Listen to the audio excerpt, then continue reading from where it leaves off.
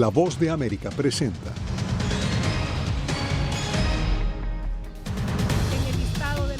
Líderes mundiales centran su atención en la crisis de Venezuela durante la Asamblea General de Naciones Unidas.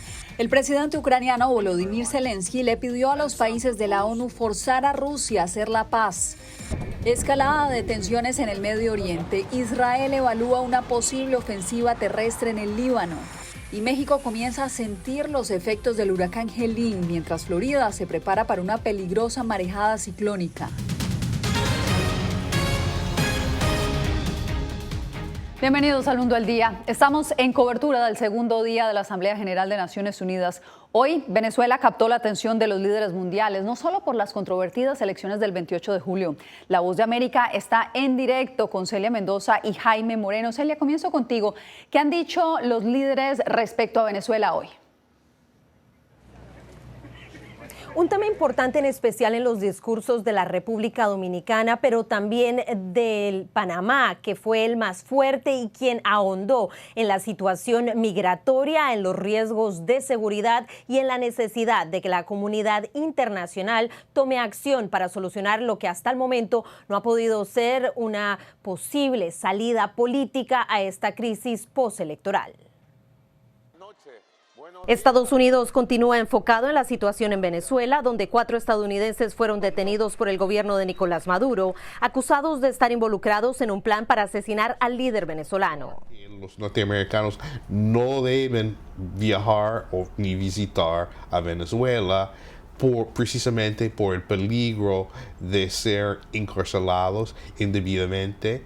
Según Brian Nichols, la administración Biden sigue de cerca la represión postelectoral en Venezuela y evalúa sus próximas acciones. No voy a decir de antemano lo que vamos a hacer, y obviamente el hecho de que miles de personas en Venezuela han sido encarcelados por expresar sus ideas y sus preferencias políticas es algo sumamente preocupante para nosotros. El gobierno de Maduro niega las acusaciones de violaciones y este miércoles el canciller Iván Gil reafirmó su posición ante la Asamblea General de la ONU, donde el presidente de Chile, Gabriel Boric, hizo eco de las preocupaciones expresadas por Nichols. Se requiere una salida política a esta crisis, que reconozca el triunfo de la oposición en las últimas elecciones y lleve adelante una transición pacífica a una democracia en forma. En el mismo foro, la presidenta de Honduras, Xiomara Castro, quien reconoció la victoria de Maduro, evitó referirse a este tema, pero aprovechó su discurso para denunciar las sanciones impuestas por Estados Unidos. Mando que se ponga fin al injusto bloqueo contra el hermano pueblo de Nicaragua y de Venezuela y exigimos que se retire a Cuba en el listado de los países terroristas. Mientras tanto, se sabe que el día jueves se estarán reuniendo al margen de esta Asamblea General de las Naciones Unidas más de 30 países de América Latina, quienes estarán junto al alto representante para la Unión Europea, Josep Borrell, para hablar específicamente acerca del tema de Venezuela. Y durante esta jornada, en una conferencia de prensa, el presidente de Brasil no tomó ninguna pregunta que tuviera que ver con el tema de Venezuela y al tratar de indagar acerca de su conversación con Macron a la salida de este evento, se negó a responder. Celia, gracias. Y el presidente de Ucrania también se dirigió a la Asamblea General de la ONU. Lo hizo instando a las naciones a unirse en apoyo a la paz de su país. Pero el mandatario también criticó al Consejo de Seguridad. Jaime Moreno, cuéntanos más. ¿Cuál fue su principal mensaje? Yasmín, el mensaje de Volodymyr Zelensky ante la Asamblea de Naciones Unidas es que los países lo apoyen para terminar la guerra y que mantengan su foco sobre el conflicto en Ucrania, un conflicto que compite ahora con otros conflictos que han surgido en el mundo y que también demandan la atención de la comunidad internacional. Ucrania quiere poner fin a esta guerra como nadie más lo desea en el mundo. Durante poco menos de 15 minutos, el presidente de Ucrania rogó por el apoyo de los países para lograr la paz e hizo un llamado para que sean Naciones Unidas y no divididas. Dios no lo quiera, si Rusia causa un desastre nuclear en una de nuestras centrales nucleares, la radiación no va a conocer de fronteras y lamentablemente varias naciones van a sentir los efectos devastadores. Y atribuyó al poder de veto la imposibilidad de la ONU para resolver conflictos, a lo que reaccionó el secretario general de la organización. Los Estados miembros deben estar a la altura de los compromisos contraídos en virtud de la Carta de Naciones Unidas, el derecho internacional y otros acuerdos como... Ucrania, entre tanto, recibió apoyo de varias naciones. Seguimos apoyando y condonando los principios de las Naciones Unidas, y cuando se violan estos principios, especialmente por parte de un miembro del Consejo de Seguridad. ¿Cómo se atreve Rusia a presentarse aquí? Rusia comenzó esta guerra ilegal y debe ponerle punto final. Rusia insiste en que Ucrania busca derrotarlos con participación de Occidente. Al esforzarse por mantener su propio dominio en el mundo, los Estados Unidos y sus aliados, a través de la OTAN y de la Unión Europea, nos siguen arrastrando a la guerra con Rusia para mantener a flote el proyecto antirrusia en Ucrania. Según información publicada por la agencia de noticias Reuters, que atribuyó a fuentes de inteligencia europea, Rusia tiene un proyecto secreto de drones de guerra en China, país que ante la ONU reconoció una posible escalada de las tensiones y se mostró partidario del diálogo. La postura de China se mantiene, es decir, conversaciones de paz y solución pacífica y política. Luego de la intervención de Zelensky ante las Naciones Unidas, desde Rusia, Vladimir Putin respondió con una advertencia que cambió su doctrina nuclear y que si llega a ser atacado con misiles de largo alcance convencionales, se reserva el derecho a utilizar armas nucleares. Escuchemos. La agresión contra Rusia por parte de cualquier Estado no nuclear, pero con la participación o el apoyo de un Estado nuclear, se considera como un ataque conjunto a la Federación Rusa. La advertencia de Putin llega justo horas antes de que Zelensky se reúna mañana en la Casa Blanca con el presidente Joe Biden, en medio de una campaña que adelanta desde hace varias semanas Zelensky para que le permitan utilizar armamento estadounidense para atacar territorio ruso. La intención de Zelensky es forzar a Vladimir Putin a hacer la paz, como lo dijo en el Consejo de Seguridad de Naciones Unidas, Yasmín. Le agradecemos a Jaime Moreno, quien nos informa desde Nueva York.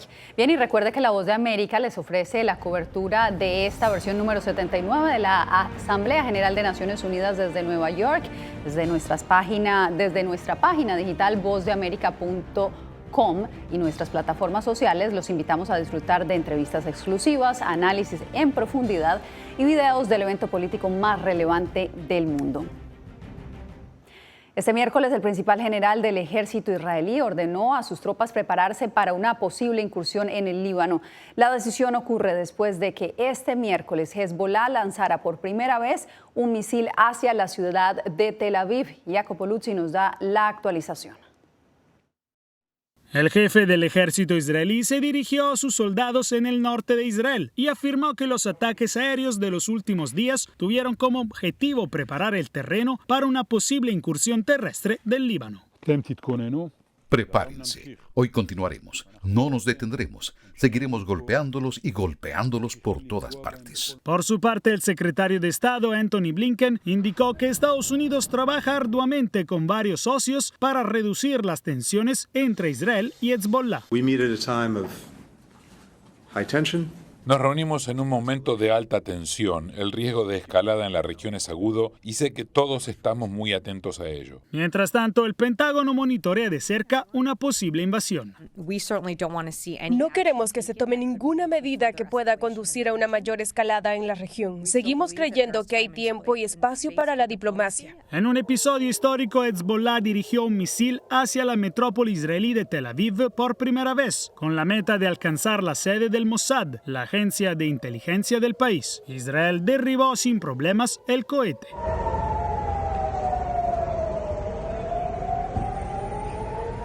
Este misil fue una señal de que la milicia respaldada por Irán no quiere dar marcha atrás, a pesar de los múltiples ataques israelíes que han afectado su estructura de mando y sus recursos. Su autoridad, capacidad y fuerza son mucho mayores como para verse seriamente afectadas por estas pérdidas. Los ataques continúan sembrando el pánico y la desesperación en el Líbano, causando hasta ahora el desplazamiento de aproximadamente 500.000 personas. Jacopo Luzzi, Voz de América.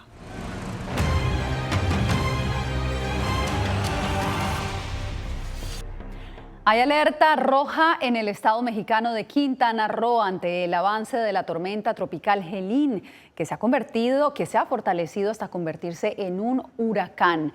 Las calles de Cancún, el famoso destino turístico del Caribe mexicano, amanecieron inundadas. Mientras tanto, en la costa de Florida, a donde esperan que llegue este jueves como un huracán categoría 3, las autoridades preparan las operaciones de prevención. José Pernalete nos tiene el informe desde Gainesville.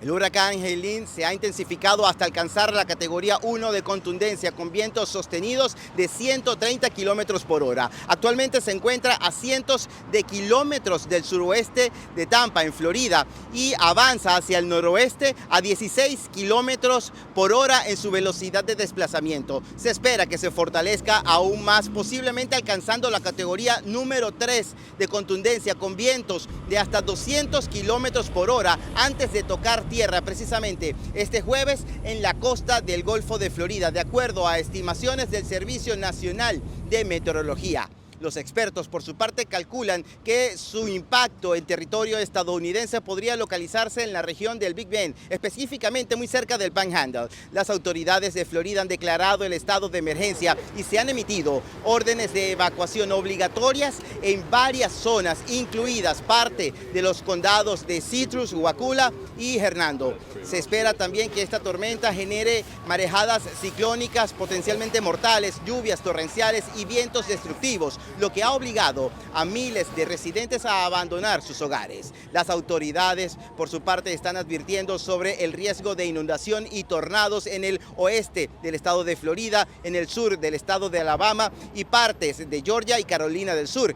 El huracán Helene tiene también el potencial de convertirse en la tormenta más poderosa en azotar a Estados Unidos en la actual temporada de huracanes, y las autoridades están trabajando para minimizar este posible impacto. Los residentes en las zonas de riesgo deben seguir muy de cerca las actualizaciones por parte de las autoridades y estar preparados para evacuar si es necesario. Ahora mismo nos encontramos en una de las salidas de la ciudad de Gainesville, donde se esperan fuertes chubascos y muchos residentes están acatando la orden de evacuación sugerida. Hacia el norte del territorio de Florida se esperan condiciones de riesgo mucho más severas en las próximas horas. José Pernalete, Voz de América, Gainesville, Florida. Pasamos ahora a Ecuador, donde una serie de incendios forestales arrasan las inmediaciones de la capital. Los cuerpos de emergencia luchan contra las llamas que ya alcanzan zonas pobladas. Néstor Aguilera se encuentra en una de las zonas afectadas. Néstor, ¿hay un balance oficial hasta el momento por parte de las autoridades? Yasmín, no al momento. Sin embargo, el alcalde de la ciudad, de la capital del Ecuador, hace pocos minutos en conferencia de prensa, dijo que el día de ayer solamente se produjeron 27 focos de incendio a lo largo y ancho de la ciudad. Se piensa y se presume que podrían ser muchos o algunos al menos de forma deliberada. Con mucha rapidez también crecen las llamas y se reactivan los diversos focos de incendio y continúan las operaciones a cargo de las Fuerzas Armadas y la Policía Nacional, especialmente en el punto donde nos ubicamos y desde donde se intenta combatir el fuego.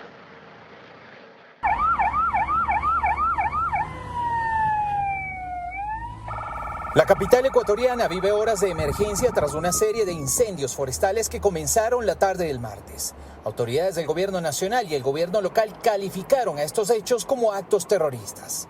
Estos desalmados, de estos terroristas, de estos criminales, están atentando contra la propia vida de sus familiares. ¿A quién creen que le afecta todo esto? Las autoridades sospechan que el fuego fue provocado de forma deliberada en diversos puntos de forma casi simultánea. Vamos a hacer una trazabilidad de cámaras, de las cámaras que hayan cerca donde se dieron los conatos de incendio para poder ubicar a estos individuos que no son nada más que terroristas que quieren armar el caos. Todo le digo en mi ropa. La Voz de América constató el impacto del fuego en zonas boscosas de Quito y la destrucción ocasionada en humildes viviendas. Perdí el tanque de gas, la cocina, perdí la refrigeradora, un equipo de sonido, el televisor, mi cama, mi ropa, todo lo que yo ocupaba. Por eso estoy con ese pantalón trabajando. ¿Se quedó solamente con lo que está puesto? Con lo que estoy puesto en el momento. En medio de esta crisis, el gobierno de Estados Unidos anunció la donación de equipamiento para fortalecer la respuesta ante incendios en Quito y el resto del país por parte de USAID por un monto total de $42,000.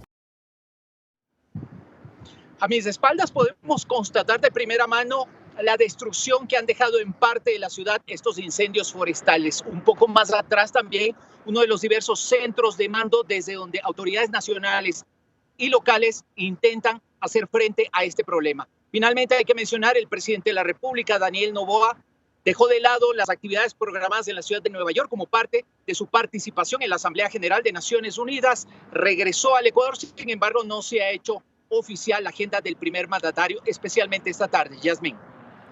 Néstor, gracias por el reporte. Manténnos informados. Bien, y un trágico incidente sacudió Los Ángeles la madrugada de este miércoles cuando un pasajero perdió la vida tras el secuestro de un autobús urbano. Un hombre armado subió al vehículo y desató una intensa persecución policial que comenzó poco antes de la 1 de la mañana y duró cerca de 1 hora. Las autoridades creen que el sospechoso amenazó al conductor con una pistola. Finalmente, el autobús fue detenido con tiras de púas y el hombre se entregó. Lamentablemente, un pasajero fue encontrado con heridas de bala y declarado muerto en el hospital. El hecho sigue siendo objeto de investigación. En breve, aumentan las tensiones y la inestabilidad en Bolivia tras una serie de protestas lideradas por el exmandatario Evo Morales que desafían al gobierno Luis Arce.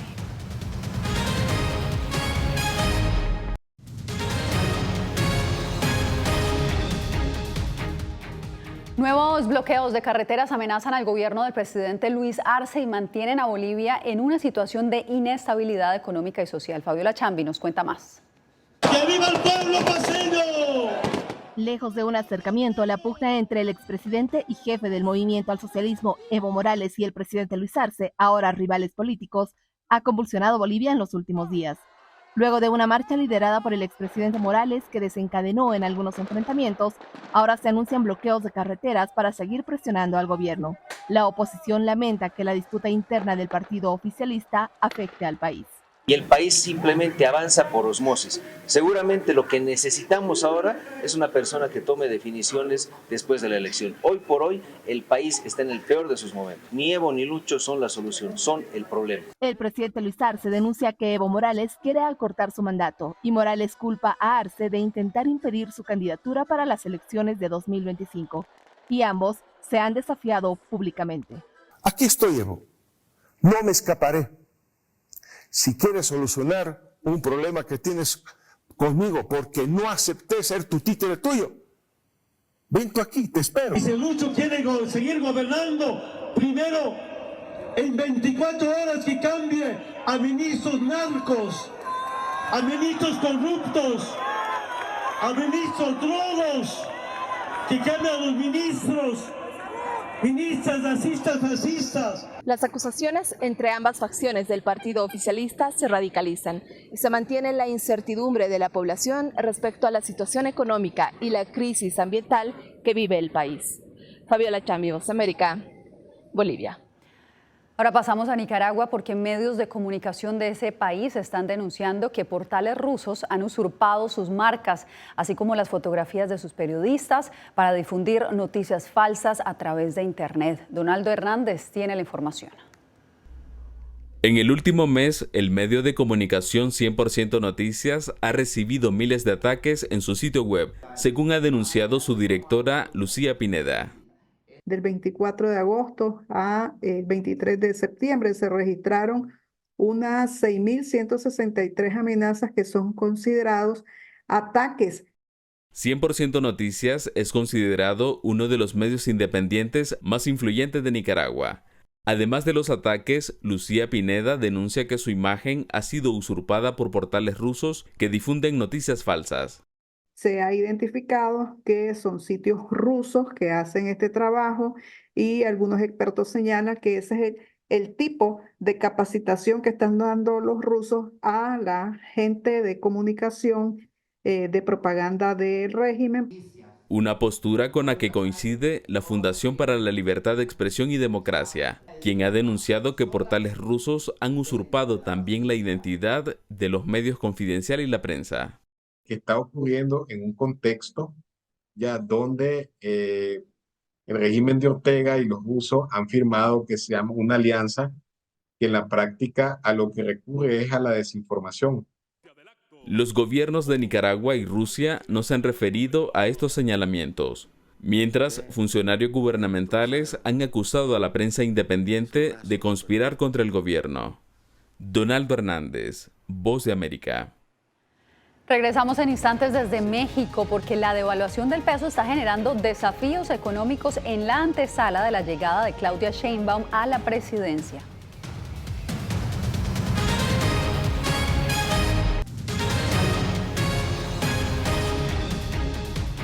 El peso mexicano se devalúa frente al dólar, generando incertidumbre sobre la economía del país en medio de la sucesión presidencial.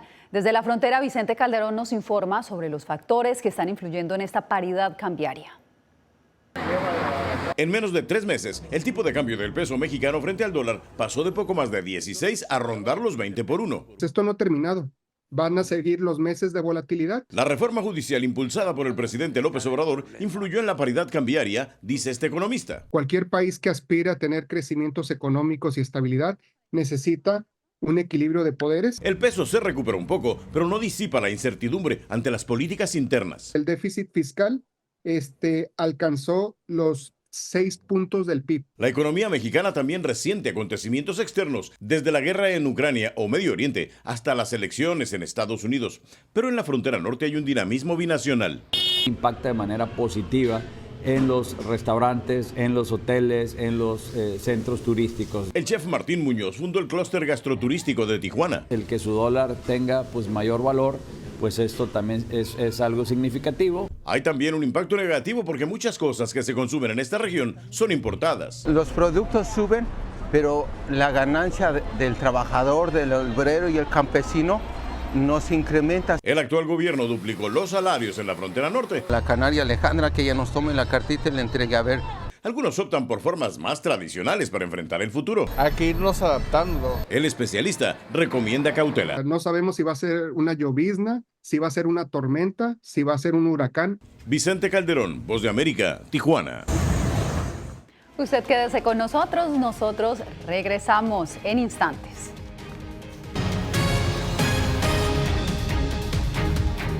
Regresamos para despedirnos con el museo de cera más grande del mundo que abrió sus puertas a la icónica cantante Rihanna. A partir de este viernes, la figura del artista de Barbados brillará en la sede de Madame Tussauds en Londres. Se le verá luciendo el espectacular vestido de color menta de su propia marca Fenty, que llevó en los premios de moda británica del 2019. Esta nueva atracción se une a la zona de pasarelas de moda, que también incluye réplicas de otras grandes personalidades. Con eso me despido por hoy. Les informó Yasmín López. Gracias por acompañarnos.